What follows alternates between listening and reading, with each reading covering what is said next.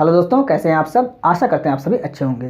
तो दोस्तों, आज की ये क्लास एसएससी जीडी के प्रीवियस ईयर पेपर की 10वीं क्लास है। इससे पहले इसकी 9 क्लास आ चुकी हैं। यदि आपने अभी तक उन वीडियो को वॉच नहीं किया हुआ है तो आप उसे प्लेलिस्ट में वॉच कर सकते हैं, या प्लेलिस्ट इस वीडियो के एंड में यहाँ पे शो होगी, आप वहाँ से भी वॉच कर सकते हैं। तो इस क्लास के अंतर्गत हम एसएससी जीडी 2021 के प्रीवियस ईयर पेपर के रीजनिंग के पार्ट को डिस्कस कर रहे हैं। तो वीडियो को आप पूरा देखिए, जिससे आपको पता चल सके कि परीक्षाओं में प्रश्न किस प्रकार से पूछे जा रहे हैं। तो आइए वीडियो को स्टार्ट करते हैं।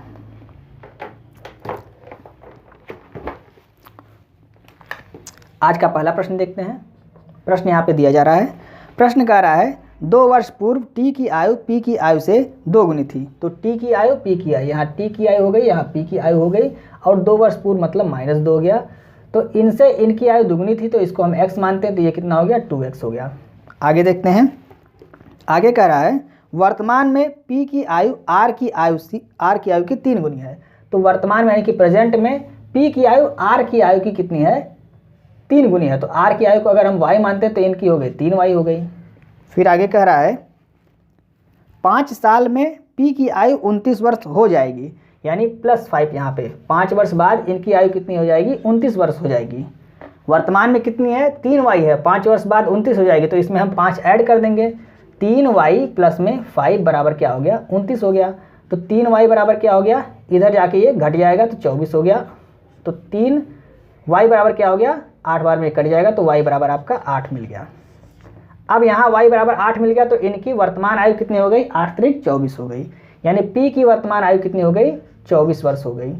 अब ये है 2 वर्ष पूर्व की आयु, तो 2 वर्ष पूर्व कितनी रही होगी, तो 2 वर्ष पूर्व इनकी आयु 22 रही होगी, तो हम घटा देंगे। अब जब इनकी आयु 22 रही है 2 वर्ष पूर्व, तो t की कितनी रही होगी, दुगनी है, यानी कि 22 दूनी 44 रही होगी। इनकी आयु 44 रही होगी, और हमसे पूछ रहा है कि p की वर्तमान आयु क्या है। तो 2 वर्ष पूर्व 44 थी, तो वर्तमान में क्या हो जाएगी, वर्तमान में इनकी आयु कितनी हो जाएगी, 44 में 2 ऐड कर देंगे, 46 हो जाएगा। तो यही हमारा आंसर हो गया। ऑप्शन नंबर बी हमारा यहाँ पे राइट हो गया। पहले प्रश्न का ऑप्शन नंबर बी आपका राइट हो गया। उम्मीद करते हैं आपको समझ में आया होगा। आइए दूसरा प्रश्न देखते हैं। दूसरा प्रश्न कह रहा है 6 मित्र A B C D E और F एक सीधी क्षैतिज पंक्ति में उत्तर की ओर मुँह करके बैठे हुए हैं। तो 6 मित्र को हम बैठा देंगे, 1 2 3 4 5 6 उत्तर की तरफ मुँह करके सभी बैठे हुए हैं। आगे कह रहा है B F और C के बीच में बैठा है। B जो है वो F और C के बीच में B F और C के बीच में बैठा देते हैं। इनका स्थान कहाँ पे है, यहाँ पर अभी कुछ क्लियर नहीं है। आगे कह रहा है E C के दाईं ओर तीसरे स्थान पर बैठा है। तो E जो है C के दाईं ओर, यानी 1 2 3 तीसरे स्थान पे कौन बैठा है, E बैठा हुआ है। फिर आगे कह रहा है D E के बाईं ओर ठीक बगल में बैठा है। अब D जो है E के बाईं ओर, बायां इधर होता है, ठीक बगल में कौन बैठा है, D बैठा है, यानी कि एक स्थान यहाँ पे अभी बाकी है। तीसरे स्थान पे 1 2, तीसरे स्थान पे दाईं ओर E बैठा था C के, और D E के बाईं ओर जस्ट बैठा हुआ है। तो यहाँ पे एक स्थान खाली हो गया, और 3 3 6 ये पूरे बैठ गए। यानी यहाँ पर F हो गया, यहाँ B हो गया, यहाँ C हो गया, ये स्थान खाली हो गया, यहाँ D हो गया और यहाँ E हो गया। अब आपसे प्रश्न क्या पूछ रहा है, प्रश्न पूछ रहा है B के दाईं ओर दूसरे स्थान पे कौन बैठा हुआ है। B के दाईं ओर मतलब यहाँ पे कौन बैठा हुआ है, एक कोई बाकी है, कौन बाकी है, तो A यहाँ पे बाकी है। A आपका आंसर हो जाएगा। कौन सा ऑप्शन सही है, ऑप्शन नंबर बी आपका राइट आंसर है, यानी दूसरे प्रश्न का ऑप्शन नंबर बी आपका राइट आंसर रहेगा। आइए नेक्स्ट प्रश्न देखते हैं। तीसरा प्रश्न देखते हैं। तीसरा प्रश्न कह रहा है जटिल का सरल से वही संबंध है जो संकुचन का है। 4 ऑप्शन आपके दिए गए हैं। तो जटिल का अपोजिट दिया हुआ है सरल, तो यहाँ पे संकुचन का अपोजिट यानी कि विलोम क्या हो जाएगा, तो संकुचन मतलब क्या होता है, सिकुड़ना। तो प्रसार मतलब क्या होता है, फैलना। तो यहाँ ऑप्शन नंबर बी आपका राइट हो जाएगा। चौथा प्रश्न देखते हैं।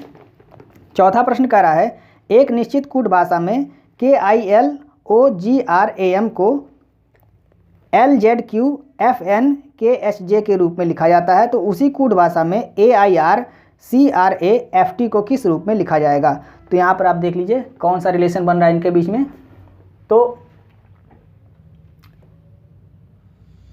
यहाँ पे क्या कर रहा है, यहाँ इसका 13 होता है और L का कितना होता है, 12, यानी कि यहाँ पे क्या कर रहा है, -1 कर दिया। फिर A का यहाँ 1 होता है, Z का 26, यानी कि यहाँ पर भी -1। R का कितना होता है 18, Q का 17 -1, G का होता है 7, F का 6, यहाँ पर -1।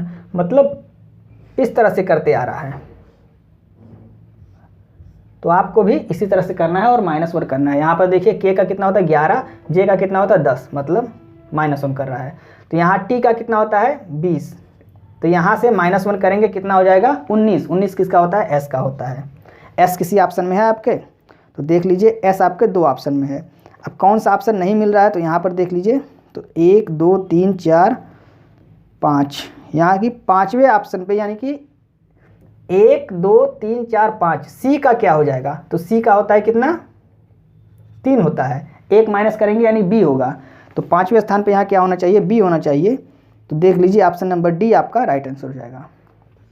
पूरा सॉल्व नहीं करना है आपको, एक आपने पता कर लिया कि इस पहले स्थान पे एस होगा, एस के बाद आप देख लीजिए 2 ऑप्शन में एस है, दोनों में देख लीजिए डिफरेंट कौन सा है। तो दोनों में आपने देखा 2 2 4, एक 5वें स्थान पे यहाँ पे एच लिखा हुआ है पहले ऑप्शन में, और डी वाले ऑप्शन में बी लिखा हुआ है। तो 5वां आप देख लीजिए 1 2 3 4 5, यानी सी है, सी का एक अपोजिट करेंगे मतलब माइनस करेंगे तो बी हो जाएगा, और बी आपका डी वाले ऑप्शन में लिखा हुआ है, तो यहाँ आपका डी राइट हो गया। कुछ लोग कहेंगे उल्टा क्यों गिन रहे, इधर से 5 गिनिए, तो यहाँ वाली संख्या को ही पहले स्थान पे लिख रहा है, यहाँ को दूसरे, यहाँ के तीसरे, इस तरह से चल रहा है, इसलिए हमने इधर से 5 काउंट किया है। अब आइए 5वां प्रश्न देखते हैं, इसका आंसर आपका डी राइट हो गया। 5वां प्रश्न देखते हैं। 5वां प्रश्न कह रहा है यदि दर्पण को दाईं ओर रखा गया हो तो दिए गए संयोजन के सही दर्पण प्रतिबिंब का चयन करें। तो यहाँ पर ये कुछ अल्फ़ाबेट लिखे गए हैं और कुछ अंक हैं, इनका आपको दर्पण प्रतिबिंब बनाना है। तो यहाँ पर देखिए ये आपका y किस तरह लिखा हुआ है, y आपका इसी तरह लिखा हुआ है, इस तरह लिखा हुआ है। तो यहाँ पर भी आपका y इसी तरह रहेगा, a भी आपका इसी तरह रहेगा, 5 ये आपका इस तरह से हो जाएगा, g आपका ये इधर, ये वाला जो मुंह है ये इधर हो जाएगा और ये इस तरह हो जाएगा, g इस तरह से हो जाएगा, x आपका ऐसे ही रहेगा और s आपका इस तरह से हो जाएगा। देख लीजिए कहाँ पे है, तो y a और y a 5, तो 2 a और c आपका मिल रहा है। इसमें से देखिए g आपका a वाले में g सही बनाया है और c वाले में g उल्टा कर दिया, यानी कि आपका ऑप्शन नंबर a यहाँ पे राइट हो जाएगा। a और c में मिल रहा था लेकिन g जो c में लिखा हुआ है तो इसको उल्टा कर दिया है, ये वाला भाग नीचे कर दिया और ये वाला ऊपर कर दिया है, तो आपका ऑप्शन नंबर ए यहाँ पे राइट हो जाएगा। 5वें प्रश्न का ऑप्शन नंबर ए राइट है। 6वां प्रश्न देखते हैं। 6वां प्रश्न कह रहा है उस विकल्प का चयन कीजिए जिसमें निम्न शब्दों का वह क्रम दिया गया है जिस क्रम में वे अंग्रेजी शब्दकोश में मौजूद होते हैं। तो यहाँ देख लीजिए कौन सा पहले आएगा कौन सा बाद में आएगा। तो CRED इसमें भी है, यहाँ पर देखिए CRE के बाद A आ रहा है, यहाँ पर भी D है और यहाँ पर भी D है, CRED। तो ये दूसरा वाला ये पहले स्थान पे हो जाएगा। इसके बाद क्या आएगा, इसके बाद CREDI यहाँ पे है, CREDI यहाँ पर भी है और यहाँ पर E है। तो E आपका क्या होता है, E पहले आता है, I बाद में आता है। E का कोड 5 होता है, I का 9 होता है। तो यहाँ पे 5वां हो गया, 2 के बाद 5 हो गया। अब इसके बाद देख लीजिए कहीं पर है 2 5 आपके ऑप्शन में, तो 2 और 5 3 ऑप्शन में है। इसके बाद वाला ऑप्शन आपका डिफरेंट तीसरा आप देख लीजिए, तीसरे पर कौन आएगा, यानी कि 2 हो गया और 5 हो गया। अब आपका ये तीनों बचे हैं CREDIT और O, T के बाद यहाँ A है और CREDI यहाँ B है, यानी DI के बाद यहाँ T आ रहा है और यहाँ B आ रहा है। तो पहले इन दोनों के पहले क्या होगा, तीसरा वाला होगा। तो 2 3 5 ऑप्शन नंबर कौन सा सही हो गया आपका, 2 5 3 ऑप्शन नंबर बी आपका राइट आंसर हो गया। पूरा नहीं करना आपको, बस इतने से आपको पता चल जाएगा ऑप्शन नंबर बी आपका राइट है। हमको आपको समझाना है इसलिए थोड़ा सा समय लग रहा है, लेकिन इन प्रश्नों में आपका समय नहीं लगना चाहिए, बहुत ही कम समय लगना चाहिए। आइए नेक्स्ट प्रश्न देखते हैं। 7वां प्रश्न देखते हैं। 7वां प्रश्न कह रहा है 4 अक्षर समूह दिए गए हैं जिनमें से 3 किसी तरह से एक समान हैं और एक असंगत है। उस अक्षर समूह का चयन करें जो असंगत है। तो यहाँ देख लीजिए ABCD 4 अक्षर समूह आपको दिए गए हैं। तो यहाँ पे देखिए CXGB लिखा हुआ है, LOP के लिखा हुआ है। तो ये जो है अपोजिट है, L का अपोजिट क्या है, O है, P का अपोजिट क्या है, K है। इसका ट्रिक क्या होता है, तो L का लो यानी कि LO लो, P और K यानी कि कुर्ता पैजामा, ये आपका P और K अपोजिट हो गया। EV मतलब इवनिंग, तो ये अपोजिट हो गया। IR मतलब इंडियन रेलवे, यह भी आपका अपोजिट है। HS मतलब हाई स्कूल, यह भी आपका अपोजिट है। LO लो, यह भी आपका अपोजिट है। यानी कि यह ट्रिक हम बोल रहे हैं, जो लो बोल रहे हैं, हाई स्कूल बोल रहे हैं, इंडियन रेलवे, ये सब ट्रिक है इसको याद करने की। और यहाँ पर देखिए ये 6 है, SCIX 6 हो गया, लेकिन G और V ये अपोजिट नहीं है। G का अपोजिट क्या होता है? T होता है, यानी यहाँ पे GT रोड। याद करने का ट्रिक क्या है? GT रोड, तो यहाँ पे T होना चाहिए, इसलिए ऑप्शन नंबर ए आपका ये राइट हो गया, क्योंकि ये बाकी 3 से अलग है। इन सभी में यहाँ पर और यहाँ पर दोनों जगह पे अपोजिट दिया हुआ है, लेकिन ए में अपोजिट नहीं है। आइए 8वां प्रश्न देखते हैं। 8वां प्रश्न कह रहा है उस विकल्प का चयन कीजिए जो तीसरी संख्या से उसी तरह से संबंधित है जैसे दूसरी संख्या पहली संख्या से संबंधित है और छठवीं संख्या पाँचवीं संख्या से संबंधित है। तो यहाँ देखिए 16 का स्क्वायर क्या लिखा हुआ है? 256। यहाँ 19 का स्क्वायर क्या लिखा हुआ है? 361। तो 21 का स्क्वायर क्या हो जाएगा? 441। ये 21 का स्क्वायर होता है। कौन सा ऑप्शन सही हो जाएगा? ऑप्शन नंबर बी आपका यहाँ पे राइट आंसर हो जाएगा। यहाँ पे आपका ऑप्शन नंबर ए राइट है, यहाँ पे ऑप्शन नंबर बी राइट हो जाएगा। 9वां प्रश्न देखते हैं। 9वां प्रश्न कह रहा है किसी विशिष्ट कूट भाषा में ABSTRACT को IIYYVDEU के रूप में लिखा जाता है, तो उसी कूट भाषा में INSTINCT को किस रूप में लिखा जाएगा? तो यहाँ पे कोडिंग कर लीजिए आप। इसका एक होता है 2, 19, 20, 18, 1, 3 और 20। यहाँ होता है 9, 9, 25, 25, 22, 4, 5 और 21।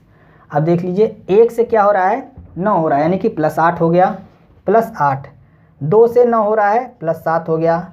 19 से 25 हो रहा है, तो 19 और 6 25 +6 हो गया। 20 से 25 हो रहा है, +5 हो गया। 18 से 22 +4 हो गया। 1 से 4 +3, यहाँ पर +2 और यहाँ पर +1, यानी क्या कर रहा है? 8 से लेके +1 तक घटाते जा रहा है। तो यहाँ पर देख लीजिए, यहाँ पर 9, 14, 19, 20, 20 और ये 9, 14, 3 और 20। तो 9 में आपको क्या करना है? 8 को ऐड, यहाँ पर ऐड कर रहा है, घटा नहीं रहा है, ऐड कर रहा है। इसमें आपका ऐड कर रहा है और इस तरह यहाँ पे ये घटाते जा रहा है, मतलब जैसे आगे जा रहा है अक्षर ऐसे घटते जा रहे हैं। 8 से 7 हो रहा है, 6 हो रहा है, 5 हो रहा है, इस तरह से घटते जा रहा है। तो यहाँ पे आपको पहले में क्या करना है? 8 ऐड करना है। तो 9 और 8 कितना होता है? 17। 17 होता है क्यू का। इसमें आपको क्या ऐड करना है? 7 ऐड करना है। तो 14 और 7 21 किसका होता है? यू का होता है। 19 में आपको 6 ऐड करना है। 19 और 6 कितना होता है? 25 वाई का होता है। देख लीजिए किसी में दिख रहा है तो QUY ये तो आपका सभी ऑप्शन में है। आगे देखते हैं। 20 में क्या ऐड करना है आपको? 5 ऐड करना है। 20 5 25, यहाँ पर y हो गया। 9 में आपको 4 ऐड करना है। 9 4 13, 13 किसका होता है? m का होता है। 14 में आपको क्या ऐड करना है? 3 ऐड करना है। तो 14 3 17 q का हो गया। अब हो सकता है मिल जाए, तो यहाँ देख लीजिए QUYYMQ और MQ, ऑप्शन नंबर सी आपका राइट आंसर हो गया। यानी इतना करने के बाद आपको आपका आंसर मिल जाएगा। 9वें का option number C right answer है। आइए नेक्स्ट प्रश्न देखते हैं। 10वां प्रश्न देखते हैं। 10वां प्रश्न कह रहा है दिए गए विकल्पों में से उस संख्या का चयन करें जो निम्नलिखित श्रृंखला में प्रश्न चिन्ह के स्थान पर आ सकती है। तो यहाँ पर एक श्रृंखला दी गई है 240, 258, 278 और 300। आगे क्या हो गया आपको ज्ञात करना है। तो अंतर निकाल लेते हैं इसका। तो कितना होता है? 18 का अंतर आ जाएगा। इसका अंतर निकालेंगे तो कितना आ जाएगा? 58 और 78, यानी कि 20 का अंतर है। इसमें अंतर निकालेंगे तो यहाँ पे 22 का अंतर है। तो 2 बढ़ रहा है 18, 2 20, 2 22, तो यहाँ पे क्या हो जाएगा? 24, यानी कि इसमें 24 ऐड करेंगे कितना हो जाएगा? 324। यही आपका राइट आंसर हो गया 324। ऑप्शन नंबर ए आपका राइट आंसर है। 11वां प्रश्न देखते हैं। 11वां प्रश्न कह रहा है यदि ए का अर्थ धन हो, बी का अर्थ ऋण हो, सी का अर्थ गुणा हो और डी का अर्थ भागा हो, तो दिए गए समीकरण में से कौन सा समीकरण संतुलित होगा? तो पहला ऑप्शन यहाँ पर लिखा हुआ है, ए को हम लेके चलते हैं। कह रहा है डी का अर्थ भागा हो, तो डी का अर्थ हम यहाँ पे डिवीजन कर देते हैं। सी का अर्थ क्या कह रहा है? इनटू, और ए का अर्थ क्या कह रहा है? ए का अर्थ प्लस हो। बस इतना ही है। तो यहाँ देख लीजिए 45, इससे आप भाग देंगे कितना आ जाएगा? तो 9 × 5 = 45, 9 आ गया, इंटू 7 और प्लस में 14, तो 7 × 9 = 63 और प्लस में 14, 4 3 7 और 6 1 7, यानी 77। इधर और इधर दोनों बराबर हो गया, यानी कि ऑप्शन नंबर ए ही हमारा राइट आंसर हो गया। अगर ये नहीं आता तो हमको दूसरा, तीसरा, चौथा इस तरह से करना पड़ता। तो इसमें ऑप्शन नंबर ए आपका राइट हो गया। आइए 12वां प्रश्न देखते हैं। 12वां प्रश्न कह रहा है उस विकल्प का चयन कीजिए जो तीसरे पद से उसी प्रकार संबंधित है जिस प्रकार दूसरा पद पहले पद से संबंधित है। तो सबसे पहले इन दोनों का हम कोड कर लेते हैं। तो यहाँ पे कितना होता है 13, 5, 20, 8, 15, 4, 15, 9, 26, 16, 25 और 16। तो 13 और यहाँ पे क्या हो गया 15, मतलब कि +2 हो गया। 5 से 9 हो गया, +4 हो गया। 20 से 26 हो गया, +6 हो गया। 8 से 16 हो गया, +8 हो गया। यहाँ कितना हो गया 15 से 25 +10 हो गया। और 4 से 16 हो गया, यानी कि 12, 4, 16 +12। तो 2, 4, 6, 8, 10 इस तरह से बढ़ाता जा रहा है। तो यहाँ पर भी आप करिए, पहले इसका कोडिंग कर लीजिए। तो 14, 15, 18, 13, 1 और 12। तो 14 में आपको 2 जोड़ना है, 16 पी का होता है। 15 में आपको 4 जोड़ना है, 15, 4, 19 एस का होता है।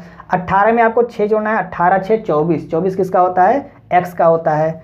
और 13 में आपको क्या जोड़ना है 13 और 8, 13, 8 कितना होता है तो 8, 3, 11। तो आपका हो जाएगा 21, 13, 8, 21, 21 किसका होता है यू का होता है। तो PSXU देख लीजिए किसी ऑप्शन में आ रहा है PSXU, PSXU आपका ऑप्शन नंबर ए में आ रहा है। तो ऑप्शन नंबर ए आपका यहाँ पे राइट आंसर हो जाएगा। 12वें प्रश्न का ऑप्शन नंबर ए राइट है। आइए 13वां प्रश्न देखते हैं। 13वां प्रश्न क्या कर रहा है, राधा और ज्ञानेश की 3, तो ये ब्लड रिलेशन से संबंधित प्रश्न है, इसको हम नेक्स्ट पेज पे देखते हैं। 13वां प्रश्न देखते हैं। 13वां प्रश्न कह रहा है राधा और ज्ञानेश की 3 बेटियां हैं। तो राधा और ज्ञानेश, ये राधा और ज्ञानेश, इनकी 3 बेटियां, ये लोग क्या है पति पत्नी हैं, ये फीमेल है और ये मेल है। 3 बेटियां हैं, कौन कौन सी हैं, मनुजा, तरड़ी और सुषमा।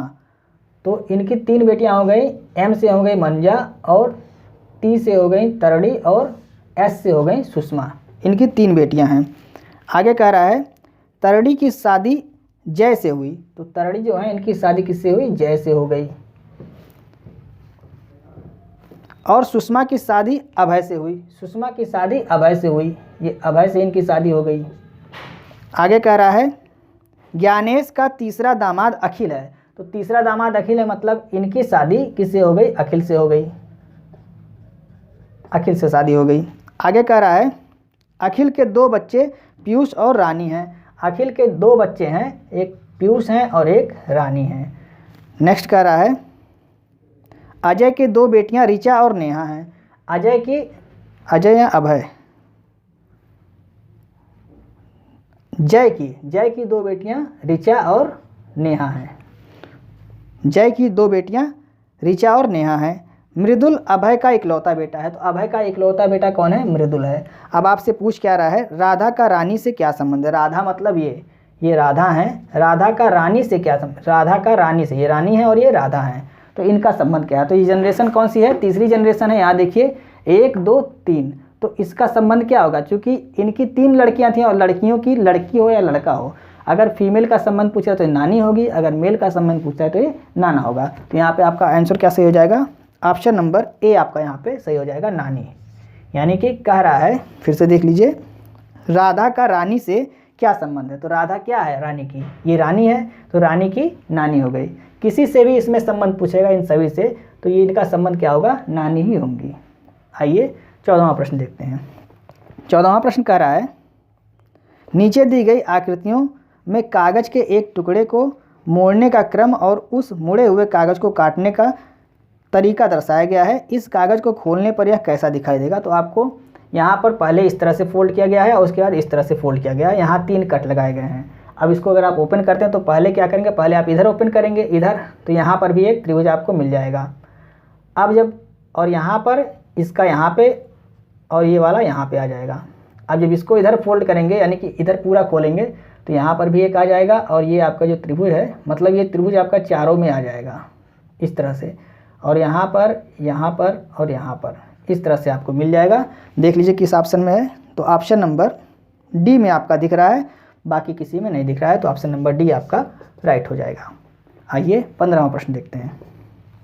15वां प्रश्न कह रहा है दिए गए विकल्पों में से उस अक्षर समूह का चयन करें जो निम्नलिखित श्रृंखला में प्रश्नवाचक चिन्ह के स्थान पर आ सकता है। तो प्रश्नवाचक चिन्ह के स्थान पर क्या आ सकता है, तो कोड कर लीजिए 21, 3 यहाँ 1 होता है, 1 5 7 7 13 9 ये 19 और 11 तो 21 से क्या हो रहा है, यहाँ देखिए फर्स्ट ये है, इसका फर्स्ट देखिए तो 21 से 1 हो गया, मतलब कि कितना आगे गया है, तो 21 5 26 यानी कि 6 आगे गया है, +6 हो गया। अब 1 से यहाँ पे 7 हो गया, ये पहला फर्स्ट, इसका फर्स्ट यहाँ है, तो 1 से 7 हो गया +6 हो गया। फिर इसका फर्स्ट कितना है, 13 है, तो 7 6 13, यहाँ पर भी +6 हो गया, यहाँ पर 19 हो गया +6 हो गया। तो आगे भी क्या होगा, इसका पहला अक्षर, तो 19 में आप क्या करेंगे, +6 करेंगे, तो 19 और 6 कितना होता है, 25, यानी कि y हो जाएगा। पहले स्थान पे y हो गया, देख लीजिए किसी में आ रहा है y, तो y आपका 2 ऑप्शन में है। अब यहाँ देखिए 3 से क्या हो गया, 5, तो 3 2 5, 5 2 7, 7 2 9, 9 2 11, 11 2 13, 13 किसका होता है, m का होता है, YM आपका आंसर हो गया। ऑप्शन नंबर सी आपका राइट आंसर हो गया। तो 15वें प्रश्न का ऑप्शन नंबर सी आपका राइट आंसर है। तो दोस्तों इस तरह से आज का जो सेट था, इसके 15 प्रश्नों को हमने आपको समझाने की पूरी कोशिश की। उम्मीद है आपको समझ में आ रहा होगा। यदि आपको वीडियो अच्छी लग रही है तो आप इसे अपने दोस्तों को भी शेयर करें और वीडियो को लाइक और सब्सक्राइब करना ना भूलें। बेल आइकन को प्रेस कर लें, जिससे हमारी आने वाली सभी वीडियो की नोटिफिकेशन आपको समय समय पर मिलती रहे। तो ऑल वाले बटन पर जब आप क्लिक करेंगे तब हमारी सारी नोटिफिकेशन आपको समय समय पर मिलती रहेगी, जब हमारी नई वीडियो अपलोड होगी। तो मिलते हैं नेक्स्ट वीडियो में। जय हिंद।